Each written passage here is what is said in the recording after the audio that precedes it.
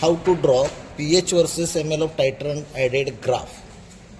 For that you have to take this reference, type of titration, ideal pH range, pH at equivalence point. Okay. Now you see in first case strong acid versus strong base. How that will be represented? Strong acid versus strong base, and ideal pH range is 4 to 10. That means strong acid is analyte while strong base is standard solution. Therefore, at the beginning pH is near to 1, that will be reaches near to equivalence point 4 and suddenly change up to 10 pH. While pH, standard pH at equivalence point, theoretically the number is 7. So how to draw this graph? You can see in first figure. This is figure A that indicates strong acid versus strong base. pH change range at equivalence point is 4 to 10, while pH at equivalence point is 7. Assuming pH change at 9.5 to 10, that means within that ml equivalence point is over. Hence, how that graph is plotted, you have to focus only this 2 point where pH is suddenly changed.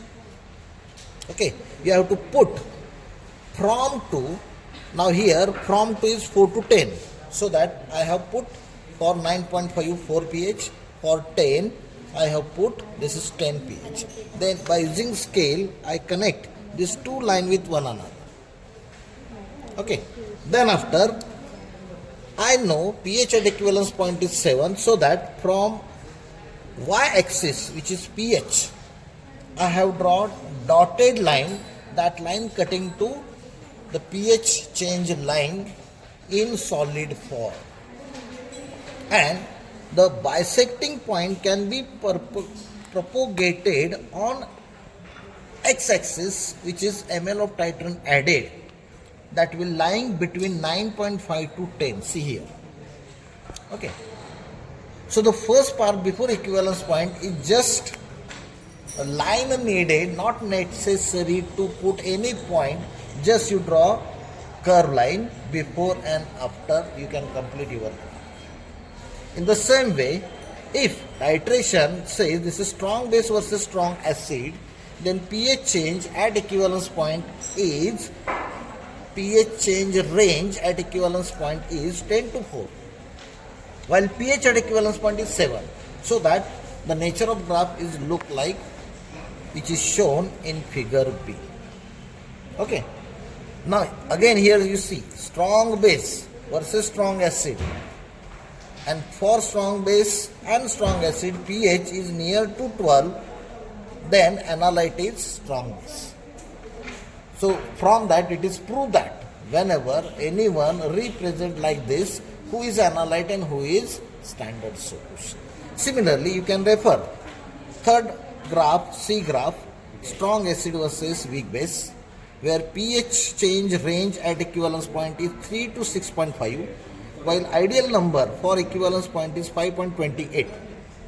So that I put these two number between 9.5 to 10, 3 to 6.5.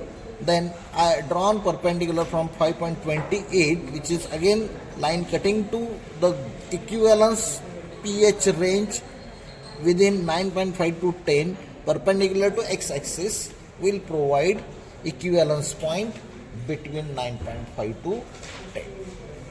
So what is conclusion? Conclusion is that just you have to put central change in pH line, which is straight line with the scale. You should know what is pH ideal at equivalence point for that type of titration. From that you can propagate and can count the exact equivalence point graphically. Again, how this is useful? This one, the number of equivalence point and pH at equivalence point, that number is very important. It minimizes error in our analysis.